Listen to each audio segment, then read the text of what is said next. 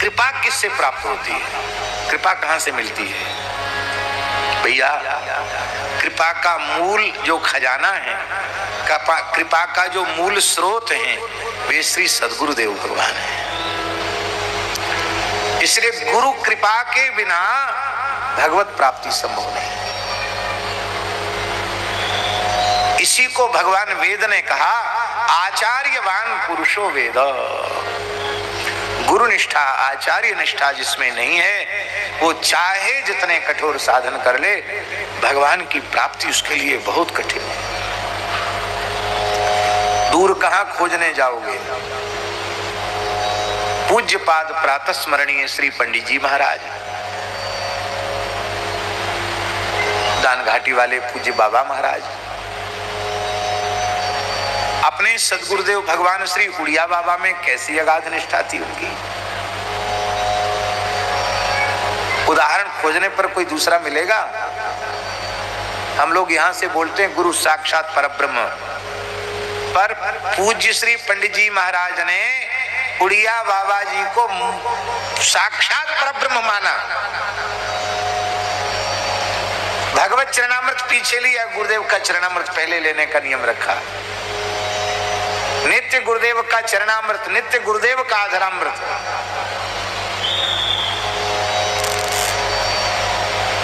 और कैसी निष्ठा, गुरु निष्ठा पूज्य पंडित जी महाराज की।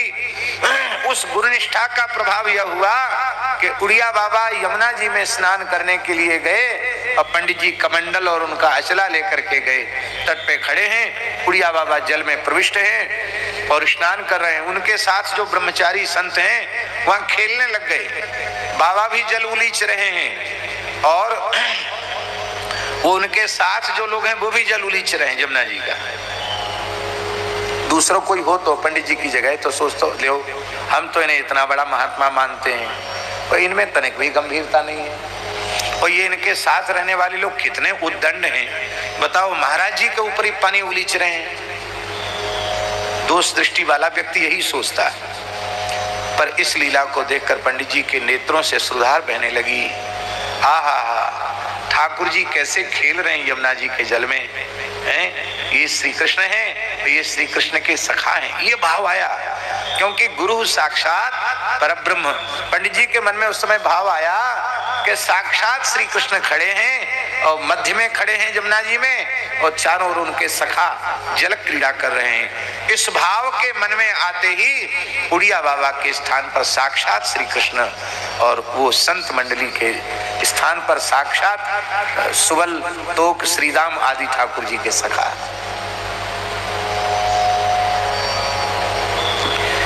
इसलिए वशिष्ठ जी ने, विश्वामित्र जी ने वशिष्ठ जी से कहा कि कोई मन में किसी बात की तनिक कसर रह गई हो, अब तो प्रेम हो गया है, लड़ाई झगड़ा अब नहीं है, लेकिन कोई किसी बात की कसर रह गई हो तो कृपा करके अब उसको भी भूल जाइए। अब हम भिक्षुक बनकर आपके द्वार पर आए हैं। ये राघव आपकी संपत्ति है, आप कृपा करके देना चाहें तो मैं कृतार्थ होकर यहाँ से जाऊंगा, नहीं तो हताश निराश होकर जाना पड़ेगा। आपका चेला चक्रवर्ती महाराज दशरथ इतने पक्के हैं कि ये बिना आपके कहे दे नहीं सकते। आंखें बोलती हैं पर गंवार इनकी भाषा नहीं पढ़ सकते, नागर ही इसकी भाषा पढ़ते हैं, प्रेमी ही भाषा पढ़ते हैं। आंखों आंखों में बात हो गई दोनों की, बोल के नहीं भाई। विश्वामित्र जी के नेत्रों ने और वशिष्ठ जी के नेत्रों ने मिलकर बातचीत कर ली। इशारा किया कि अभी गर्मी बना के रखना, हाँ, ठंडे मत पड़ जाना, अभी आपका काम बनता है। एकांत में दशरथ जी को लेके गए। बोले क्यों इतने परेशान हो रहे हो? पहले तो कह रहे थे कि जो कुछ मांगोगे दे देंगे, और अब मांगने की बात आई तो रोने गाने लगे। क्यों? बोले गुरुजी, किस समस्या के समाधान के लिए सभा आयोजित हो रही थी? लाल जी के ब्याह के लिए। तो यही बात तो हम कहने जा रहे हैं, ये यज्ञ का तो बहाना है, ये लाल जी का ब्याह कराने आए हैं। आप प्रसन्नता पूर्वक राम लक्ष्मण को भेज दो, पक्की बात समझ लो, आपको बहू खोजने का श्रम नहीं करना पड़ेगा, बहू लेके आवेंगे राम लक्ष्मण। और कमजोर बहू नहीं, इनसे 21, हर बात में 21 बहू लेके आएंगे, ना 18 ना 19, 21 बहू लेके आएंगे। दशरथ जी बोले आपने ये पहले क्यों नहीं बताया, अब 2 क्यों भेजें, थोड़ा दिन और रो लेंगे, हम 4 को भेज देते हैं। जब ब्याह ही कराने आए हैं तो 2 की समस्या क्यों रह जाए, भरत और शत्रुघ्न की 4 को भेज देंगे। वशिष्ठ जी ने कहा अति लोभो न कर्तव्यो लोभम नापि परित्यजेत अति लोभा विभूतस्य चक्रम भ्रमति मस्तके। ज्यादा लोभ मत करो, संतोष करो थोड़ा, ये 2 जाएंगे ना वे ही और 2 के ब्याह की व्यवस्था कर लेंगे। बोलो भक्तवत्सल भगवान की। और 4 लाल जी का विवाह हुआ। यही बात श्री सुखदेव जी कह रहे हैं, जित्वा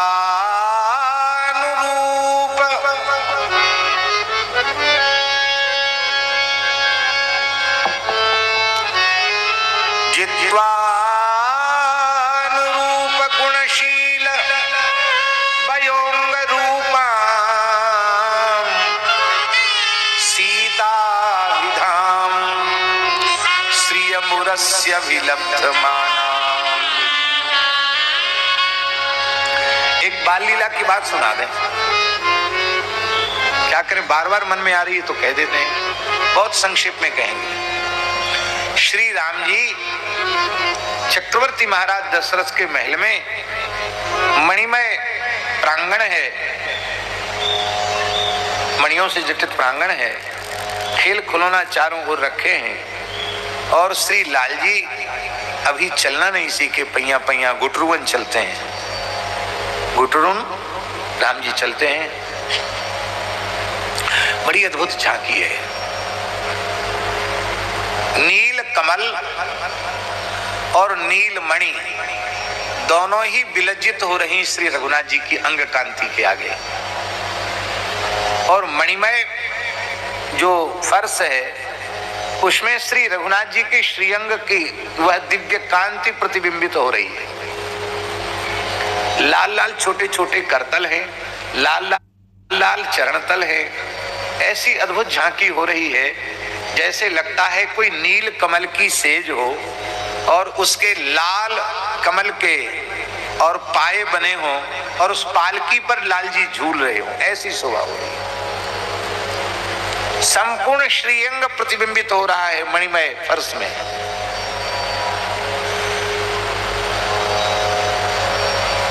झांकी का दर्शन करें और श्री रघुनाथ जी की वक्ष की जो शोभा है वो भी उसमें प्रतिबिंबित हो रही है।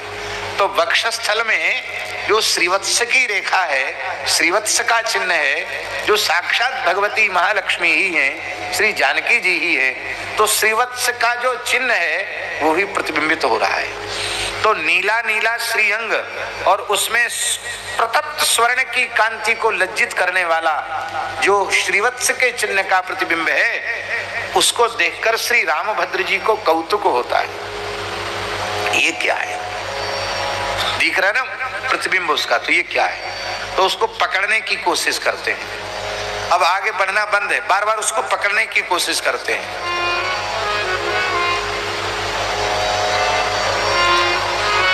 तो माताएं पूछती हैं लाल क्या कर रहे हो, तो वो ऐसे टुकुर मुकुर देखते हैं, तोतली भाषा में पूछते क्या है, क्या है।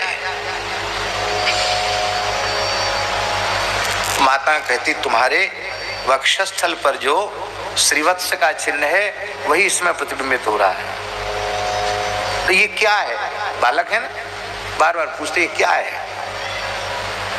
तो कैकेयी जी ने मुस्कुराते हुए कहा तेरी बहू है। बोलो वृंदावन बिहारी। क्या कहा, तेरी बहू है। जैसे हमारे लाला मैया बहू लूंगो बहू लूंगो बहू लूंगो, ऐसे हमारे राम जी भी बहू लूंगो बहू लूंगो बहू लूंगो। अब रोना बंद ही नहीं होता। नजर उतारने के लिए वशिष्ठ जी को बुलाया जाता है। और वशिष्ठ जी कहते हैं ये धरती से बहू चाहता है, इसकी बहू धरती से ही प्रकट होगी। बोलो भक्तवत्सल भगवान की। अब कुछ महानुभाव तो ऐसा कहते हैं कि इधर श्री रघुनाथ जी बहू लूंगो, उधर श्री किशोरी जी खेल रही हैं जनक जी के यहाँ। बोलो भक्तवत्सल भगवान की। लगता है उसी समय किशोरी जी भूमि से प्रकट हुई क्या। तो वो यज्ञ कर्षणार्थ भूमि से प्रकट हुई और धनुर्भंग लीला के माध्यम से शिव जी का धनुष तोड़ करके राम जी ने जानकी जी को प्राप्त किया। सुखदेव जी कहते हैं नहीं, ये तो प्रकट लीला में धनुर्भंग करके श्री राम जी ने जानकी जी को प्राप्त किया है। जय हो बाबा, आपके दर्शन हो गए, इतनी बहुत बड़ी बात है। लीला के द्वारा आपने प्रकट किया। वस्तुतः सच्ची बात है कि ये तो सदा सर्वदा से सीताभिधाम श्रिय मुरस्य अभिलब्धमानाम, सीता जी है नाम जिनका, उन श्री सीता जी जिनका नाम है, ऐसी भगवती साक्षात लक्ष्मी को, वैकुंठ महालक्ष्मी को, जिन्होंने श्रीवत्स रेखा के रूप में अपने वक्षस्थल में विराजमान कर रखा है, मानो अपने हृदय सिंहासन पर विराजमान कर रखा है। और उन श्री राम जी का संक्षिप्त रामचरित्र है ये, इसलिए उन श्री राम जी का विवाह हो गया सुखदेव जी की कथा में, और ब्याह हो गया। ब्याह के बाद विदाई भी हो गई। अब बारात लौट करके जा रही है अयोध्या की ओर। तो मार्गे ब्रजन भृगुपते व्यपन व्यनयत प्ररूढ़ं दर्पं महीमकृतयश्रीरराज बीजाम। लौटते समय आपने मार्ग में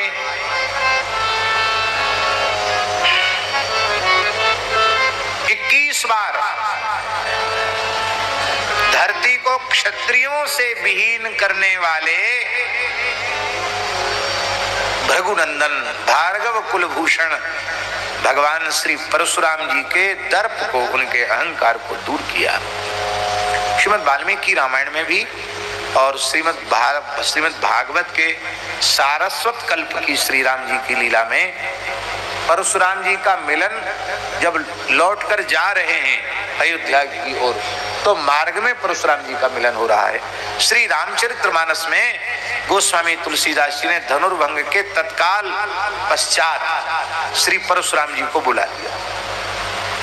उसका भी भाव है कि गोस्वामी तुलसीदास जी ने इस प्रकार की लीला का स्मरण क्यों किया और परशुराम लक्ष्मण संवाद का रहस्य क्या है, इसकी चर्चा पहले क्रमिक राम कथा में हम कर चुके हैं, इसलिए अब पुनः वह नहीं करेंगे।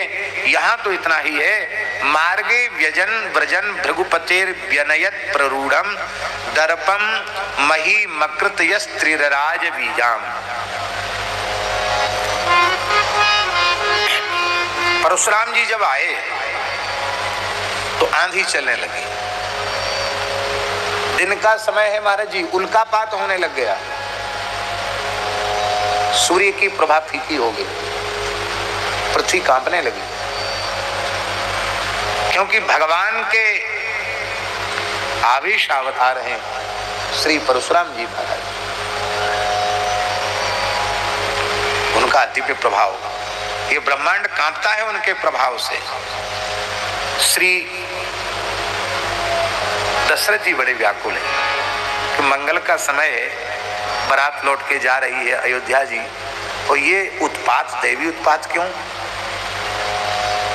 विचार कर ही रहे थे तब तक श्री परशुराम जी सामने प्रकट हो गए। समझ में आ गया कि इस सब का कारण ये बाबा ही है, परशुराम जी है। तो पुत्रों के सहित, पुत्र वधुओं के सहित श्री चक्रवर्ती महाराज दशरथ जी ने परशुराम जी के चरणों में प्रणाम किया। और स्पष्ट लिखा है भैया जी कि रोते हुए दशरथ जी ने अपने पुत्रों के अभय की याचना की,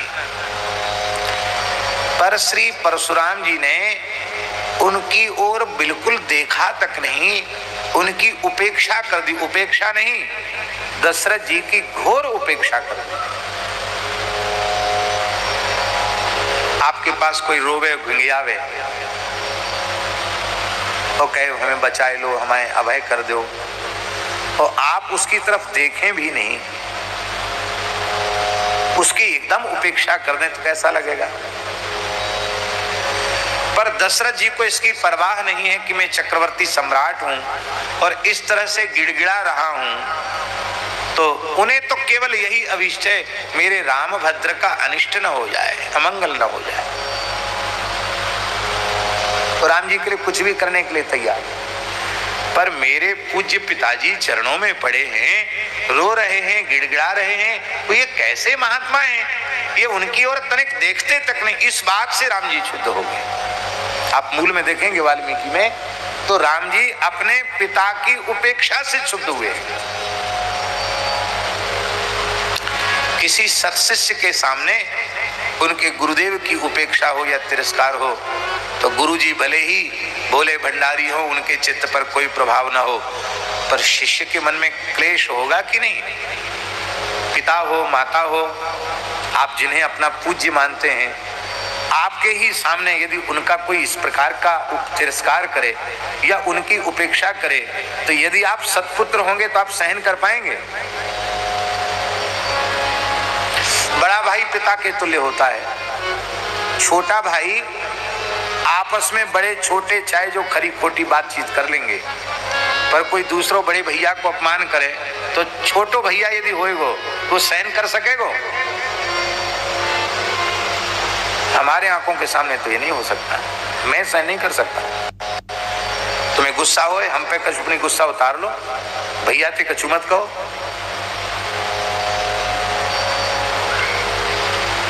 अपने पूज्य जनों के प्रति कैसी मर्यादा होनी चाहिए, कैसा प्रेम होना चाहिए। किसी को सीखना हो तो श्री राम जी से सीखे। निज अपराध रिसाए न काहू, स्वभाव है राम जी। उनका कोई अपराध करे उनको रोष होता ही नहीं, पर जन के अपराध, जन के तिरस्कार को भगवान सहन नहीं कर सकते।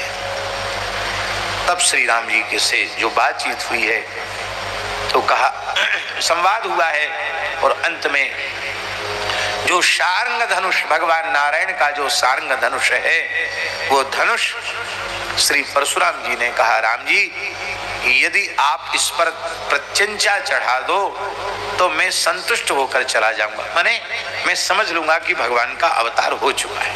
ये उसके कहने का है।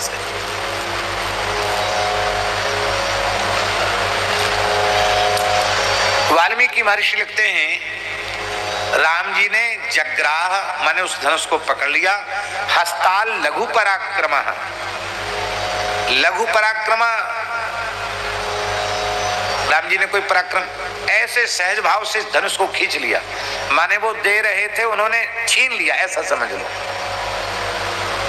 और राम जी के हाथ में सार्ग धनुष पहुंचते ही, जो विजय धनुष था, बिना प्रत्यंचा का धनुष था, राम जी के हाथ में पहुंचते ही सन्नद्ध हो गया, प्रत्यंचा चढ़ गई और राम जी ने टंकार किया प्रत्यंचा का, संपूर्ण ब्रह्मांड निनादित हो गया और प्रभु ने सरसंधान किया। अब तो समझ गए, छुअत चाप आप ही चल गयो, परशुराम मन विस्मय भयो। अरे बोले साक्षात भगवान ने अवतार ले लिया है। तो बोले मेरा वाण अमोघ है, अब ये लौट कर बिना कर्म किए तर्कस में जा नहीं सकता। आप मर्यादा पुरुषोत्तम हैं, क्या एक ऋषि का, एक ब्राह्मण का वध करेंगे? बोले ये भी नहीं, आपसे व्यवस्था मांग रहे हैं कि अब इस बाण का हम क्या करें। परशुराम जी ने कहा, हमारे पास दो चीजें हैं, एक तो हमारे कठोर तप से प्राप्त पुण्य लोक हैं, और दूसरी मेरी अव्याहत गति है, मैं संकल्प मात्र से जहां पहुंचना चाहूं वहां पहुंच सकता हूं। तो हे भगवान, मेरी तपस्या से अर्जित जो पुण्य लोक हैं उनको आप इस बाण से नष्ट कर दीजिए। इसका भी एक बड़ा गंभीर सूक्ष्म आशय है।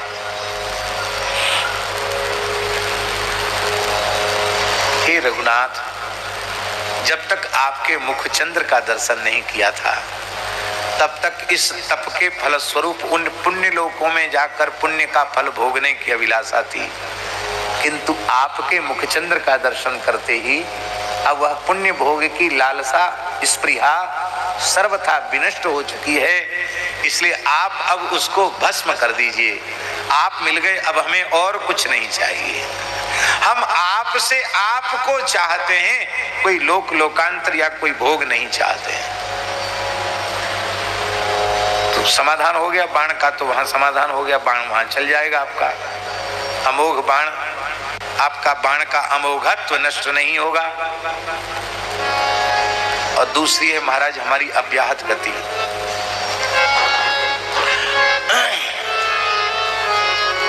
जो परशुराम जी कहते हैं ना, बार बार मही देवन दीनी। भैया जी 21 बार ब्राह्मणों को संपूर्ण पृथ्वी का दान किया है परशुराम जी। और ये ब्राह्मण देवता इतने महापुरुष कि 21 बार ये अपने पास धरती नहीं रख पाए। क्यों नहीं रख पाए? अरे ब्राह्मण कोई जमींदारी करने के लिए होते हैं क्या? ब्राह्मण तो तपस्या के लिए होते, भजन के लिए होते हैं। इसलिए त्यागवृत्ति होने के कारण, अपने स्वरूप में प्रतिष्ठित होने के कारण ब्राह्मणों ने उसे स्वीकार नहीं किया। ये तो बहुत पुरानी बात हो गई, हम नई बात आपको बता रहे हैं। ललितपुर में जो भगवान नरसिंह का मंदिर है, नरसिंह मंदिर है, अपने ठाकुर जी का स्थान है।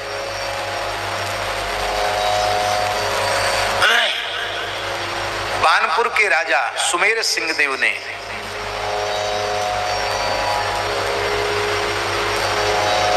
ललितपुर बसाया ललता रानी के नाम से, और सुमेरा तालाब बनाया, सुमेर सिंह तालाब।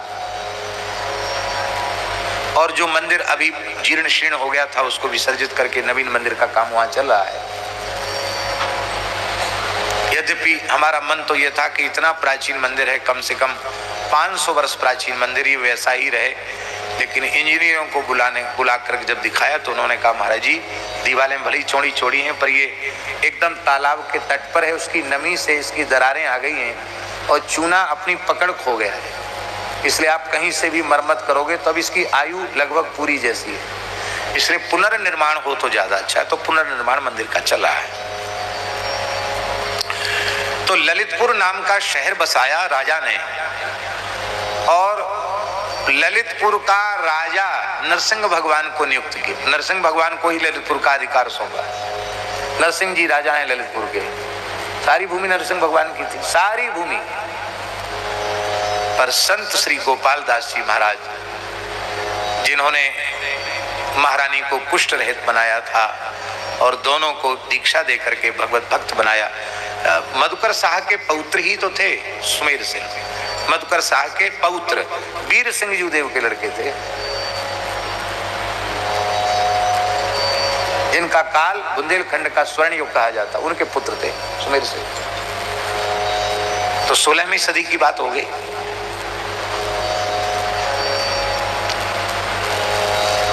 तब गोपाल दास जी ने भैया जी स्पष्ट कर दिया, भैया हम साधु बने हैं, ब्राह्मण कुल में जन्म लिया और घर द्वार छोड़कर साधु बने हैं। ये जमींदार नरसिंह जी तो शासन करेंगे नहीं, वो तो मंदिर में बैठे रहेंगे। तो हम भजन साधन छोड़ करके और हम ये लगान वसूल करने में और इसमें और राज्य की व्यवस्था में पड़े, ये संभव नहीं। तब चतुर्वेदी ब्राह्मणों को सारा शासन का कार्यभार उनको सौंपा। अभी भी वो किलेदार के नाम से प्रसिद्ध, उनको किलेदार कहा जाता है। उनको सब अधिकार सौंप दिया। और किसी जमाने में वहां के ब्राह्मण इतने संपन्न थे भैया जी कि आज भी हुंडेत परिवार है, हुंडी चलती थी उनकी, किसी जमाने में हुंडी चलती, इसलिए आज भी उनके नाम के पीछे लिखा जाता हुंडेत, हुंडी चलती थी। ये तो अभी की बात है, 400-500 साल पुरानी बात है कि संतों ने, ब्राह्मणों ने जमींदारी नहीं की। कितने बड़े बड़े बादशाह आकर के नतमस्तक नहीं हुए संतों के चरणों में, पर क्या वे उस वैभव में फंसे क्या?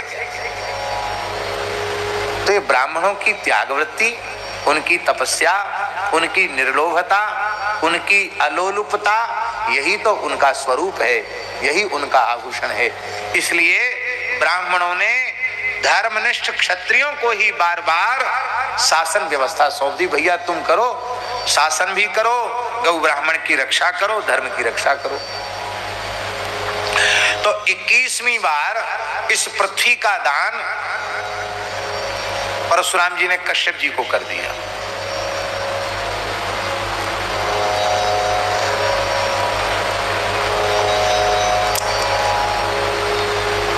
कश्यप जी ने कहा ये धंधा कब तक चलेगा, मार काट का बहुत हो गया।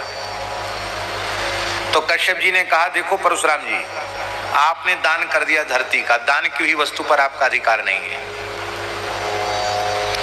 अब आप यहां विश्राम नहीं कर सकते क्योंकि भूमि हमारी है, हमारी बिना अनुमति के न रह सकते हो, न यहां विश्राम कर सकते हो। अलग किसी भूमि का चयन करो।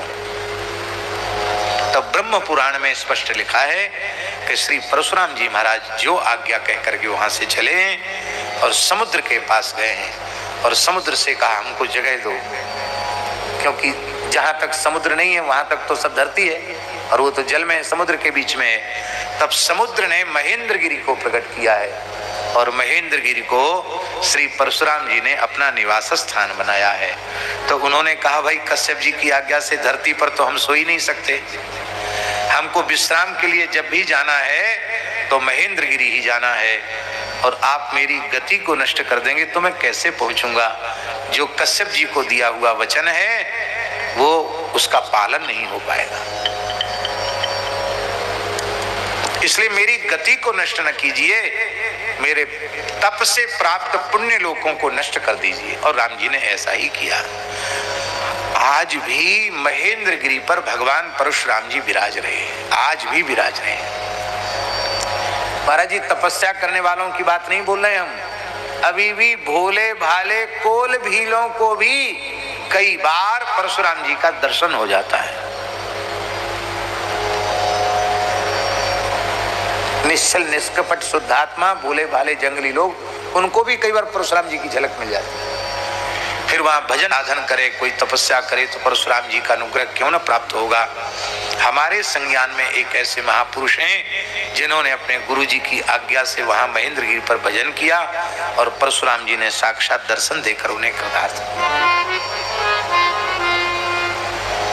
हम भी महेंद्रगिरी पर गए थे, इतना अच्छा लगा हमको, तो सही बता में इतना बढ़िया लगा कि मन में ऐसे आया कि सबको कह दे भैया उतर जाओ, हम तो कुछ दिन यहीं रहेंगे। इतना अच्छा लगा, क्या अद्भुत प्राकृतिक शोभा है।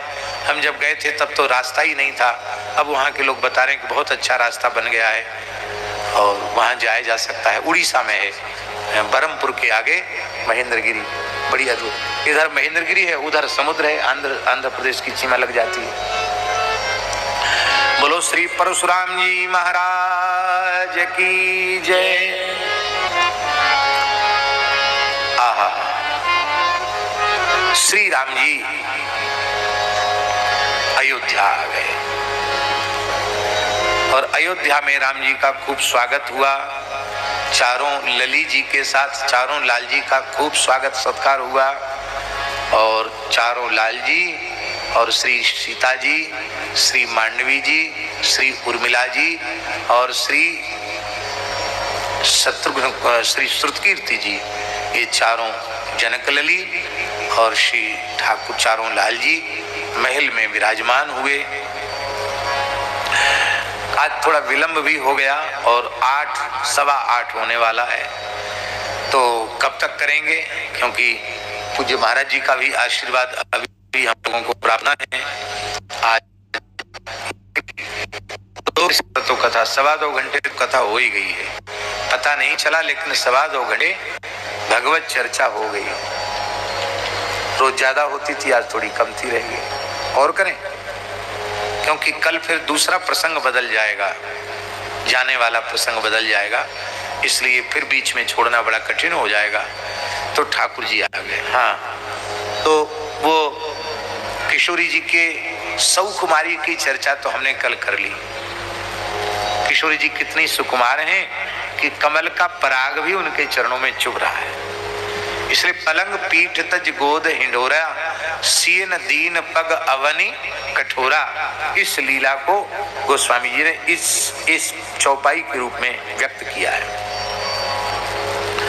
अब एक नेग होता है मुख दिखाई का, सब जगह होता है, यहाँ भी होता होगा। नई नई बहू आवे तो फिर मुख दिखाई में कुछ ना कुछ दिया जाता है। तो सबसे बड़ी बूढ़ी सबने मुख दिखाई में कुछ न कुछ दिया। अभी कौशल्या जी ने मुख दिखाई वाला नेग नहीं किया, तो सबने जोर डाला कौशल्या जी पर कि आप बहू का मुख देखो और न्योछावर में कछुन कछु दो। आप माँ हो, राम जी की जननी हो ना, श्री राम जननी हो, आपको तो कुछ न कुछ मुख दिखाई वाले नेग में, बधू मुख दर्शन के नेग में कुछ न कुछ देना पड़ेगा।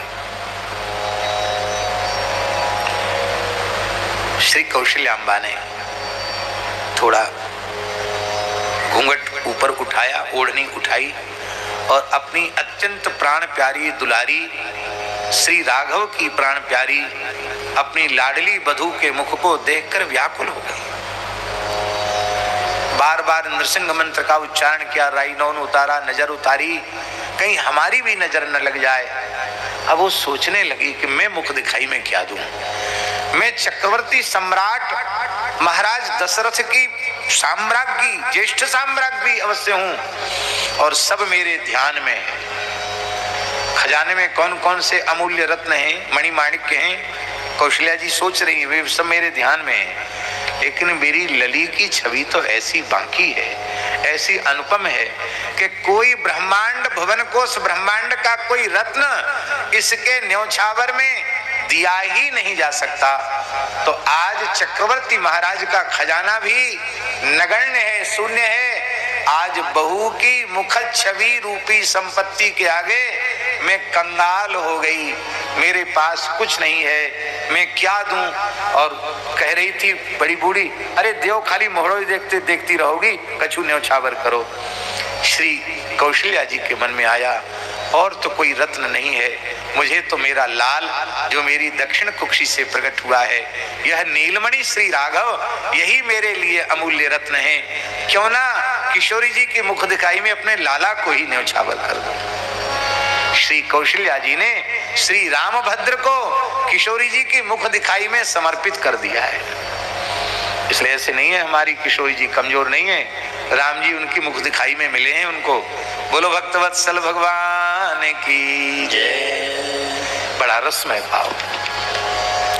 अब मध्यमांबा की बारी आई, बहू का मुख देख के क्या देंगी? कौन? कैकई अम्बा। कैकई जी क्या देंगी? कैकई जी ने कहा, मुझे पहले से ही ज्ञान था, कर्म शक्ति क्रिया शक्ति तू कैकई, वो कर्म शक्ति क्रिया शक्ति है। वो कहते हैं हमको पहले से पता था बहू आने वाली है और बहू को कुछ न कुछ मुख दिखाई में देना पड़ेगा। तो मैंने पहले ही विश्वकर्मा जी का आवाहन करके दिव्य साकेत धाम में जो श्री सीताराम जी का जो दिव्य भवन है, कनक भवन है, हूबहू वैसा ही भवन हमने निर्मित किया है, श्री कनक भवन, श्री कनक महल। आजकल भी ऐसा होता कि नहीं?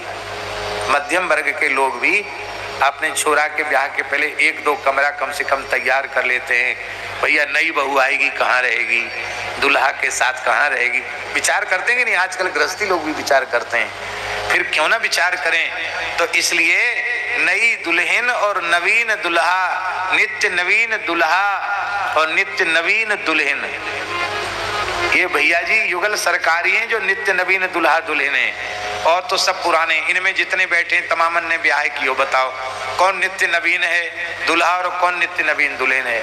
सब पुराने है गए कि नहीं? सब दुल्हा भी पुराने, सब दुल्हन भी पुरानी। पर हमारे सरकार नित्य नवीन दुल्हा हैं और श्री किशोरी जी नित्य नवीना दुल्हन है। तो नित्य नवीन इन नवरंगी लाल लाल लाल को, लाडली को रहने के लिए भवन चाहिए। तो श्री कनक भवन मुख दिखाई में हम दे रहे हैं, श्री सीताराम जी का निज महल, रंग महल। अब बारी किसकी आई मुख दिखाई में? किसकी आई? सुमित्रा माता की। तो सुमित्रा जी में बहुत दैन्य है, बहुत अद्भुत है, क्यों ना हो। आखिर श्री लक्ष्मण और शत्रुघ्न कुमार की जननी है, क्यों ना हो। सुमित्रा जी के जैसी तो सुमित्रा जी है। सुमित्रा जी ने कहा कि मैं तो सदा सर्वदा से बड़ी जीजी और मझली जीजी की अनुगता रही हूँ। मैं तो अपने को रानी मानती ही नहीं हूँ, मैं तो इस महल की परिचारिका अपने को मानती हूँ। मैं कंगालिन हूँ, भला मैं क्या दूंगी, लेकिन फिर भी मुख दिखाई में मैं कुछ न कुछ अवश्य दूंगी। क्या दोगी? बोलो भाई मुख दिखाई में कुछ न कुछ चाहिए ना। तो नवीन दुल्हा दुल्हन को कोई अत्यंत विश्वास पात्र, अत्यंत शुचि सेवक चाहिए। तो मैं मुख दिखाई में अपना मातृत्व श्री किशोरी जी के ऊपर न्यौछावर करती हूँ और अपने लाडले लाल लखन लाल को मुख दिखाई में इनकी सेवा में आजीवन के लिए समर्पित करती हूँ। आज से यही इनकी जननी होगी। मातृत्व को न्यौछावर कर दिया। कौन होगी ऐसी माता जो अपने मातृत्व को न्यौछावर कर दे? अब बचे दूसरे कौन? शत्रुघ्न कुमार। बोले इनको भी हम मांडवी जी के ऊपर भरत लाल जी की सेवा में न्यौछावर कर देंगे। तो श्री भरत और श्री मांडवी वल्लभलाल श्री भरत और मांडवी जी के सहित सेवा में अपने छोटे लाल जी को अर्पित कर दिया। इसलिए शत्रुघ्न कुमार श्री भरत लाल जी के ही आनुगत्य में उन्होंने अपना संपूर्ण और चरित्र, अपना काल सार्थक किया। तो जित्वानुरूप गुणशील वयोरूपा सीताभिधाम श्रियमुरस्य विलब्धमाना मार्गे व्रजन् भृगुपतेर्व्यपनत् प्ररूढं दर्पं महीमकृतयस्त्रिरराज।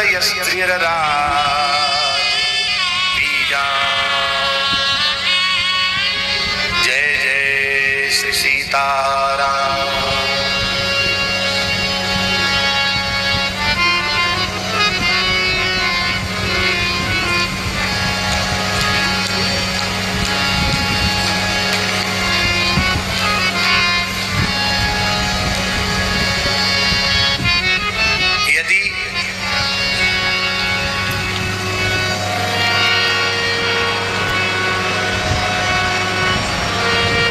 विवाह का प्रसंग हुआ है, कल पुनः जुगाली तो करेंगे ही हम, क्योंकि गोष्ठ है। गौ माता जुगाली करती कि नहीं करती? पहले पा लेती है, फिर बाद में ऐसे ऐसे करती है। तो वही करेंगे, ठाकुर जी की कुछ न कुछ लीला का चिंतन करेंगे। लेकिन आज ठाकुर जी का विवाह हुआ है, तो पूज्य बक्सर वाले महाराज जी का यदि एक पद न होगा तो आज की कथा अधूरी रह जाएगी। इसमें तुलसी दल नहीं पड़ेगा, इसलिए एक पद गा लेते, ठीक है। और इस पद गान के पश्चात पूज्य बारह घाट वाले महाराज जी, अब बारह घाट वाले महाराज जी का ये परिचय तो है ही है कि वो बारह घाट